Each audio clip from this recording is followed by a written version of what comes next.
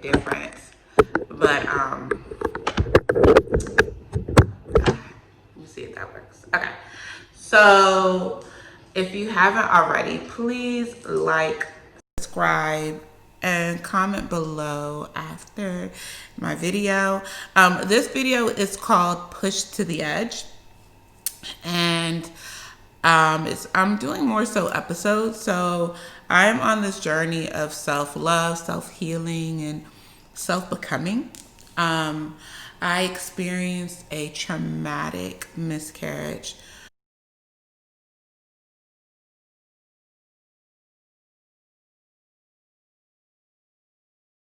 Um, I really just want to talk about it and share my experience. I currently live in Australia. I am 30 years old, and I'll probably do an about me video as well later on. This is strictly on my experience with miscarriages, with a miscarriage. And first of all, my heart goes out to women who've experienced it as well. I now firsthand know how hard it is, and I don't know how to manage, to be honest. So I found out that I was pregnant in February. May 19th is when everything started. I had gone to the hospital that Friday. I believe it was a Tuesday that everything started to go wrong. I had came back from the hospital that Friday because I'm a very paranoid person. So I go to the hospital every week. Well, I was going to the hospital every week while I was pregnant just to make sure everything was okay. And let me just tell you this, Sydney, the hospitals here, honey, especially the Royal Prince Alfred, they are very patient because I was a nuisance all the time, and they're very lovely. Like, Australian hospitals are really, really nice compared to back home. I'm not saying back home the hospitals aren't nice, and they will tell you to go home and only come in when something's wrong. Whereas here, they're just like, come in, you still got to pay that money. And my insurance is not the best. So everything I pay here is out of pocket. And I was willing to do that because I wanted to make sure my baby was okay. And especially because of the circumstances that I was in. So I was also homeless at the time, had just found the place. Like, that's a long story in itself. And I was dealing with some domestic stuff. So it was a lot of stress during that time, which is why I was paranoid and going to the hospital as well. So it wasn't just like, oh, let me just go to the hospital. Anyways, May 19th, when I was watching Transformers. Look, for those who know me, they know I love Harry Potter and Transformers. I'm a little bit of a loser. I still watch it at 30, and I am not ashamed, okay?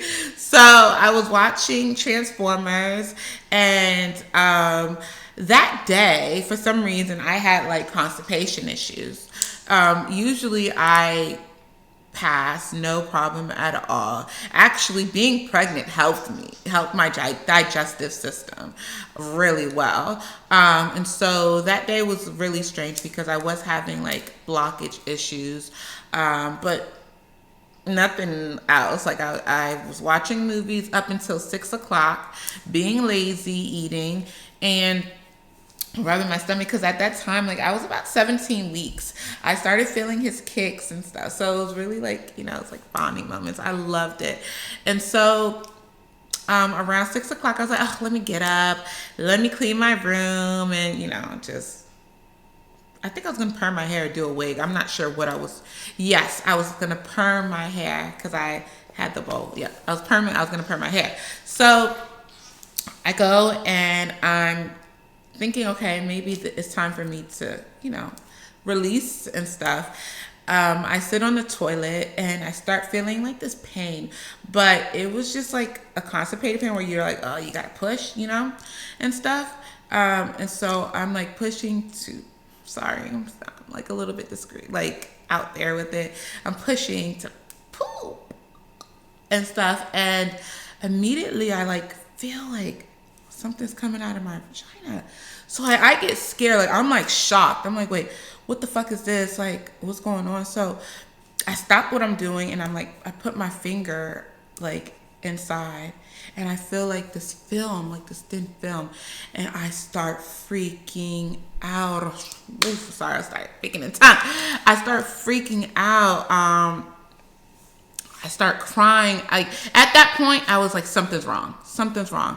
So I immediately call my mom. I'm like calling my mom, and I'm like yelling, like something's wrong. I'm gonna lose a baby. Da da da. And she's like, get up, like get up. Don't push. Don't do anything. You're not gonna lose the baby. Like mom's African, so if you're African, you know how African moms are, and stuff like that. And she's like, dans le nom de Jésus, just praying and stuff, and I'm just crying. She's like, stop crying and stop, call the ambulance and stuff like that. So I called the ambulance, and at the same time, I'm having issues with my roommate. That's gonna be in my next video. And so the ambulance come. Fast forward, the ambulance come. I could barely walk at this point, but I'm not bleeding. I'm not discharging. I'm not even having contraction pains. I'm just having like this back pain. Like, it's really weird. Like this back constipating feeling pain, It wasn't until I got into the ambulance, going to Royal Prince Alfred Hospital in Sydney, that I start feeling like contractions. And so I'm starting to feel this sharp pain now. So now this pain is different. Sharp, sharp, sharp. And she starts timing the difference. Like, I guess I was dilating, as they say. I'm not sure. So or having contractions. I don't know. And so she's timing it. And it's getting like lower and lower. Like the time is like every 5 minutes, every 3 minutes. We finally get to the hospital. And I'm in the emergency room. And these two nurses, they're so wonderful. Like one, her name was Leah, and the other one, I don't know. But if she ever watches this, you guys are so wonderful, and you guys are angels, because you guys took care of me like like no other. I've never ever had that type of care before. So I'm there, I'm crying, freaking out, I'm in pain. Now the contractions are getting, closer and closer to one another. Synthetic hair, one another. And so the gynecologist comes, and she's just like, it's the same one. I think it's the same one that I seen before. No, it was a man before that. But anyways, look at my file, and they saw that I was there on, that Friday. So she was a bit confused, which made me even more scared, that she was confused, because she didn't understand what was going on. And she actually said it. So she looked down there, and she was like, yeah, you're having a miscarriage. Like it's going to come out, and, pretty soon. And I just start crying, like my whole world. It was like a shock I've never experienced in my life, like a different type. And I done been through so much. My life is pretty crazy. This was like a sense of defeat. A defeat. Like, I just couldn't believe it. I put so much love, I put so much hope into this baby. Like, I felt blessed to have this baby. I felt worthy enough, I felt like God was giving me a second chance at life, and then he was taking it away. Like, I didn't understand why I felt I was being punished. That's how I felt.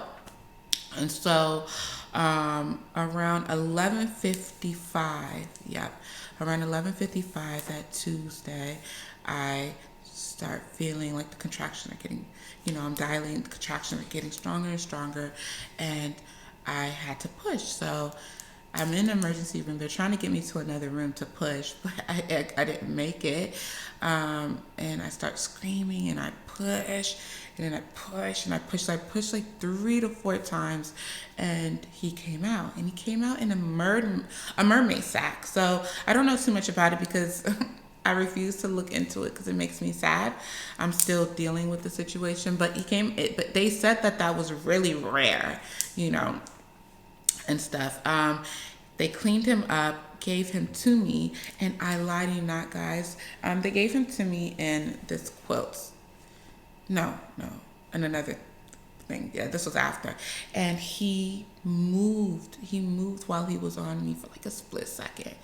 And like I felt like he was saying his final goodbye to me, and I don't want to cry. I'm not gonna cry. I'm not gonna cry and stuff. So, whew. So they let me stay with him for a little bit.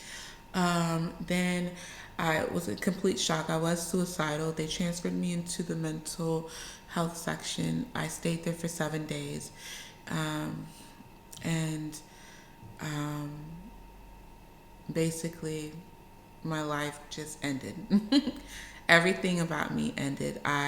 There were things that happened to me in the past that started to resurface. My pain, my shock, it was just crazy.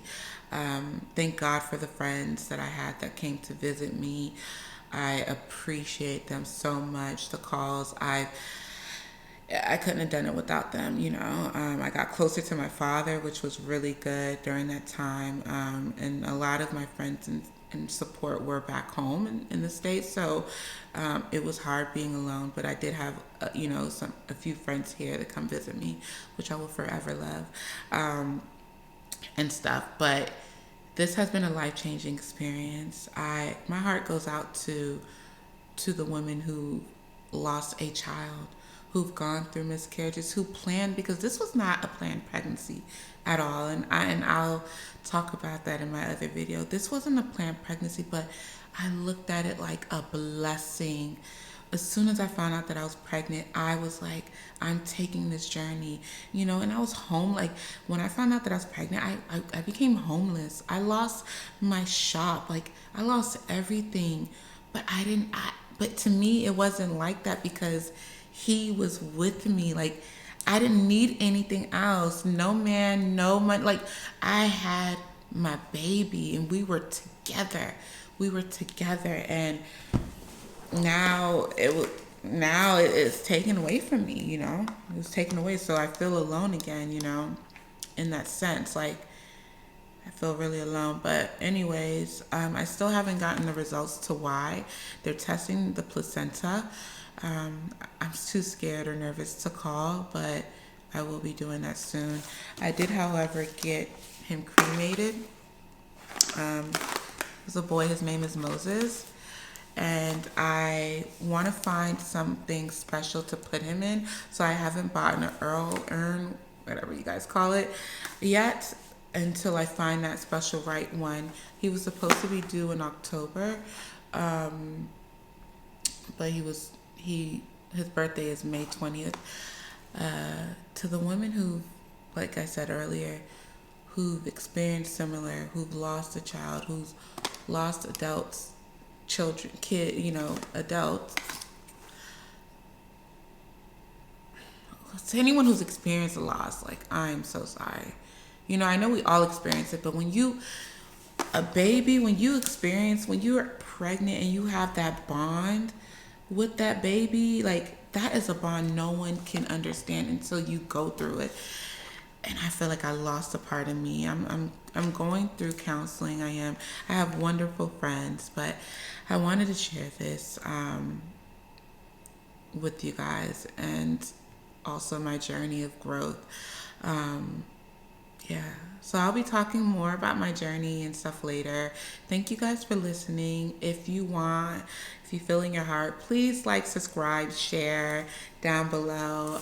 There's going to be crazy stories, funny stories, sad stories, angry stories, boring stories. It's just going to be me. But it feels good airing it out and just talking. Let me put this right back here. Talking to, you guys about it. So let me know what your experience has been. If you've experienced something similar, how do you go on with it? How do you move on? Do you act like it's never happened? Do you cry every day? What is your experience? Let me know down below. Thank you and bye.